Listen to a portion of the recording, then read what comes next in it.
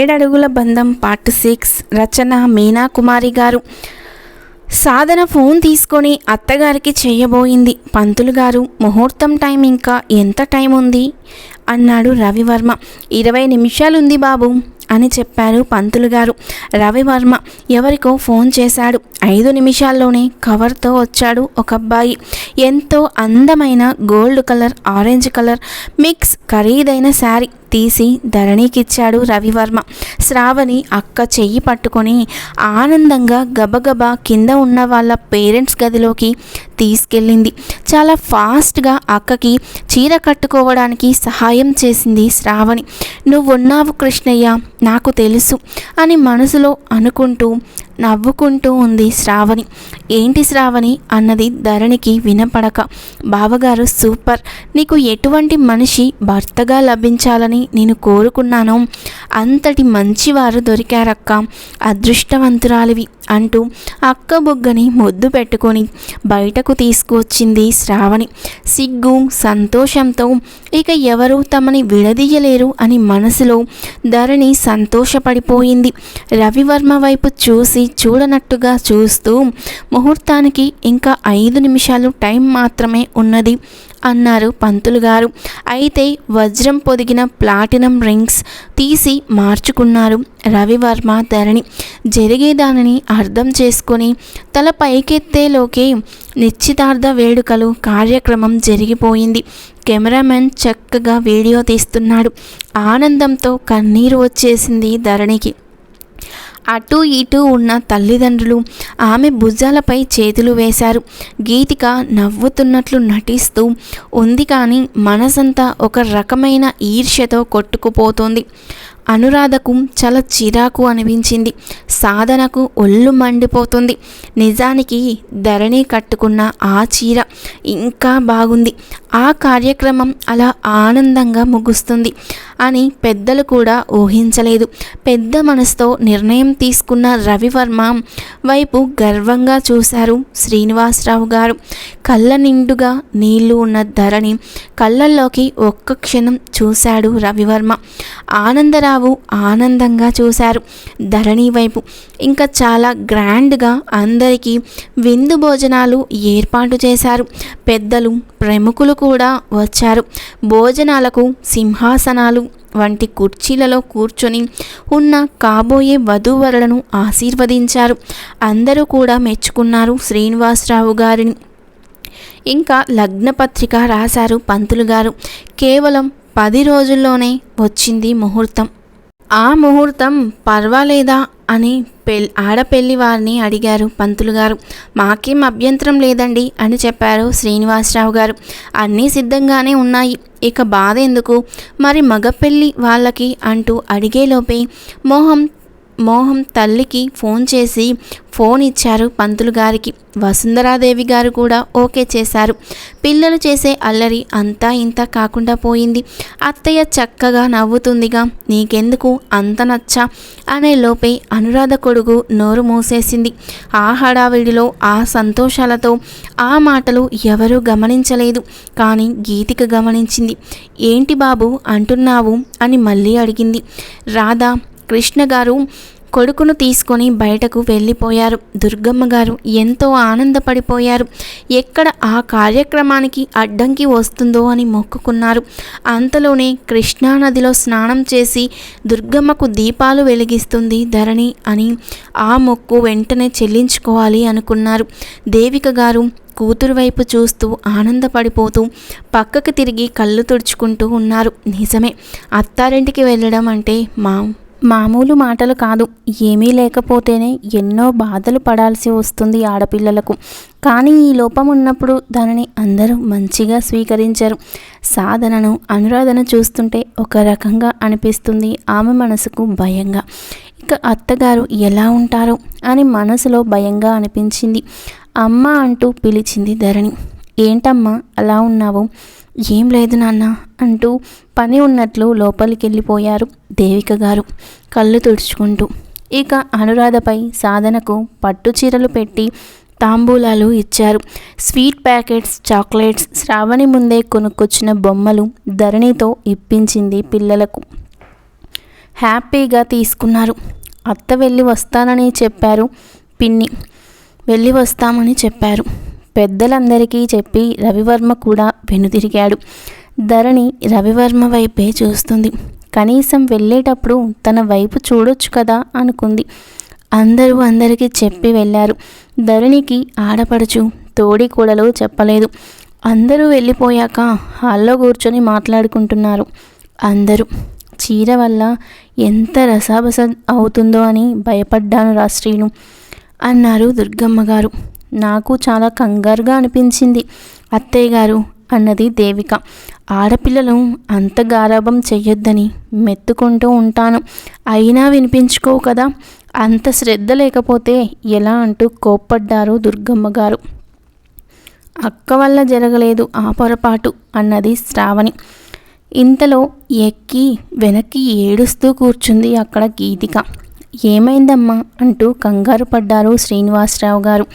పొరపాటున నా చేతిలో పడింది నాన్నగారు, అందుకే నాకు చాలా బాధ కలిగింది అంటూ ఏడుస్తూ ఉన్న గీతిక చేయి పట్టుకొని ధరణి, పొరపాటు జరిగింది, ఏమైంది, అంతగా ఏడవాలా ఏంటి, బాధపడకు చిన్ని అంటూ చెప్పింది ధరణి.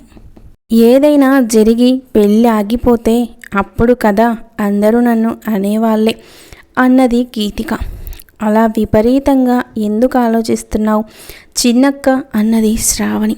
అయినా నాన్నగారి పెయింట్ వేసుకునే సీసా అక్కడికి ఎందుకు వెళ్ళిందో నాకు అర్థమే కాలేదు అన్నది శ్రావణి. దొంగ మొహంది, ఇందాకటి నుంచి అదే మాట పట్టుకొని వేలాడుతుంది, వదలవా ఇంకా విషయం అని చిరాకుగా చూసింది గీతిక. అవును, నేను కలర్ వేసుకొని నా గదిలో కదా పెట్టాను, అక్కడికి ఎలా వెళ్ళింది అన్నారు శ్రీనివాసరావు గారు. అక్క నువ్వు కానీ ఎందుకన్నా కలర్ అనుకొని తీసుకొని వెళ్ళావా అన్నది గీతిక ఏమీ ఎరగనట్టు. లేదు గీతిక, నేను అసలు కిందికి రాలేదు అన్నది ధరణి. దానికి కాళ్ళు వచ్చి వెళ్ళినట్లుంది, ఈసారి ఆ కాళ్ళను కనిపెట్టి కర్రతో ఒక్కటి వేస్తే పోతుంది పీడ అన్నది శ్రావణి చురుగ్గా చూస్తూ. ఎందుకు మళ్ళీ మీరందరూ గోల, మంచి జరిగింది కదా, ఆ మంచి విషయాలు చెప్పుకుందాం కాసేపు అన్నారు ఆనందరావు గారు నవ్వుతూ. మంచి విషయాలు చెప్పుకుందాం అని చెప్పటమే కానీ నీ పెళ్ళి ఊసు మాత్రం ఎత్తవు కదూ అన్నారు దుర్గమ్మ గారు. ఆనందరావు కాసేపు తల్లి వంక సీరియస్గా చూశారు. దుర్గమ్మ గారు తలదించుకున్నారు. ధరణి ఎంత అదృష్టవంతురాలు, అబ్బాయి చాలా బాగున్నారు అన్నాడు ఆనందరావు. నిజంగా చాలా అదృష్టవంతురాలు అన్నారు శ్రీనివాసరావు గారు. అవును, ఆ క్షణంలో ఎవరికీ తట్టని ఆలోచన ఆ అబ్బాయికి తట్టి వెంటనే చీర తెప్పించబట్టి సరిపోయింది అంటూ మెచ్చుకున్నారు దేవిక గారు. రవివర్మ గురించి ఎవరు ఏమి చెప్పుకున్నా నా మనసు ఎందుకు ఆనందంతో పొంగిపోతుందో అని లోపలే సిగ్గుపడుతూ నవ్వుకుంటుంది. చదువుల్లో సరస్వతి అంటారు, ఇక పెయింటింగ్లో ప్రజెంటేషన్స్ వస్తే మెచ్చుకుంటారు. అందరూ అక్కని కనీసం అందంలో అయినా నేను బాగున్నాను అని మాట వరుసకైనా ఎవరూ మెచ్చుకోరు, దాన్ని మెచ్చుకుంటున్నారు అని ధరణి ముఖంలోని ఆనందాన్ని చూడలేక పైకి వెళ్ళిపోయింది గీతిక. ఇంతవరకు ఈ కలర్ డ్రెస్ ధరణి వేసుకోనే లేదు కదా, ఎంత బాగుందో, మంచి కలర్ సెలెక్ట్ చేశారు రవివర్మ గారు అన్నారు ఆనందరావు గారు నవ్వుతూ. ధరణి సిగ్గుతో బాబాయ్ వంక చూసి నవ్వింది. బంగారు తల్లి, అంతకు మునుపు పెళ్లి చూపులకు వచ్చి ఏదో ఒకటి ముఖం మీద అడిగిన వాళ్ళు ఉన్నారు, పాపం చిన్నబుచ్చుకొని వెళ్ళిపోయేది ధరణి లోపలకు. 2 సార్లు ఆనంద్ గారికి కూడా చాలా కోపం వచ్చింది. ఇన్నాళ్లకు బంగారు తల్లి ముఖంలో ఆనందం కనిపిస్తుంది అని ఆనందపడ్డారు ఆనందరావు గారు. ధరణి పెళ్ళి అంటే మాటలు కాదు, చాలా జాగ్రత్తగా ఉండాలి. అందరూ మంచిగా ఉన్నారని నమ్మకూడదు, ఒక్కొక్కరు ఒక్కోలా ఉంటారు, ఎవరో ఒకరు ఏదో అన్నారని బాధపడకూడదు, అది వారి నైజం అనుకోవాలి. నీ తప్పు లేకుండా నిన్ను ఎవరైనా అన్నప్పుడు మాత్రం ఊరుకోకూడదు అని చెప్పారు ఆనంద్ గారు. ధరణిని పక్కన కూర్చోబెట్టుకొని శ్రావణి మాట్లాడుతూ, బాబాయ్ నీకు కూడా పెళ్ళై ఉంటే మాతో కలిసిమెలిసి ఉండడానికి ఇంకో 2-3 పిల్లలు ఉండేవాళ్ళు కదా అన్నది. ఇప్పుడు మాత్రం ఏమైందిరా, మీరంతా నా పిల్లలే కదా అన్నారు ఆనందరావు గారు. ఏ మాట అంటే ఆ మాట మాట్లాడకూడదు, పెద్దవాళ్ళ దగ్గర అన్నారు దేవిక గారు. బాబాయ్ మీరు కూడా ఇక్కడే ఉండొచ్చు కదా, అక్కడ ఉండి పక్షులలా గింజ ధాన్యాలు తింటూ ఉంటారెందుకు అన్నాడు రాజా నవ్వుతూ. నీకెలా తెలుసురా అంటూ నవ్వారు శ్రీనివాసరావు గారు. అబ్బో 2-3 సార్లు వెళ్ళినప్పుడు బాబాయ్ తింటున్న గింజ ధాన్యాలు, గ్రీన్ టీలు, కాయ కూర ముక్కలు, పండ్ల ముక్కలు, అదేంటో బ్రోకోలీ కూడా తింటున్నారు. ఓ మై గాడ్, ఇక నాకు గుర్తులేవు అన్నాడు రాజా. నువ్వు మామూలు వాడివి కాదురా అంటూ రాజా తల మీద చిన్నగా ఒకటి వేశారు ఆనందరావు గారు. చిన్నప్పుడు నీ అల్లరి ఇలాగే ఉండేది అన్నారు దుర్గమ్మ గారు. ఎందుకో తల్లి వైపు చూడాలనిపించలేదు ఆనందరావు గారికి. తరువాత 2 రోజులకు మొక్కు తీర్చుకోవడానికి కృష్ణానదికి స్నానానికి వెళ్ళారు. దుర్గమ్మ గారు ధరణి శ్రావణిలతో మెట్ల మీద కూర్చొని, తొందరగా స్నానాలు చేసి రండి, లోతుకు వెళ్ళకండి, ఆ తాడు కట్టినంతవరకే వెళ్ళండి అంటూ చెప్పారు దుర్గమ్మ గారు. చక్కగా లంగా ఓణీలు వేసుకున్న అక్క చెల్లెళ్ళు ఇద్దరూ నదిలోకి దిగారు. ఆ చల్లని నీళ్ళకి ఇద్దరికి సంతోషంతో నవ్వులొచ్చాయి. అక్క అంటూ నీళ్లు కొట్టింది శ్రావణి. ధరణి కూడా చిన్న పిల్లల శ్రావణి మీదకు నీళ్లు విసురుతుంది. ఆనందపడిపోయింది శ్రావణి. ఎన్నాళ్లకు అక్కలో ఆనందం కనిపిస్తుంది అని. అలా ముచ్చటగా స్నానాలు చేస్తూ ఉన్నారు. ఇక రండి అంటూ పెద్దగా అరిచారు దుర్గమ్మ గారు పైనుండి.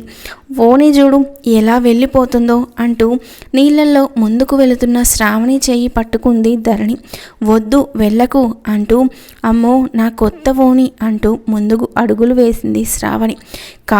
కాలు జారినట్లయింది శ్రావణికి. శ్రావణి అంటూ పెద్దగా అరచింది ధరణి. దుర్గమ్మ గారికి ఏమీ కనపడక రండి పైకి అంటూ అరుస్తూ ఉన్నారు. తర్వాత ఏం జరిగింది, శ్రావణికి ఏమయ్యింది అనేది నెక్స్ట్ పార్ట్లో తెలుసుకుందాం. వీడియో నచ్చితే లైక్ చేసి సబ్స్క్రైబ్ చేసుకోండి. Thank you for watching.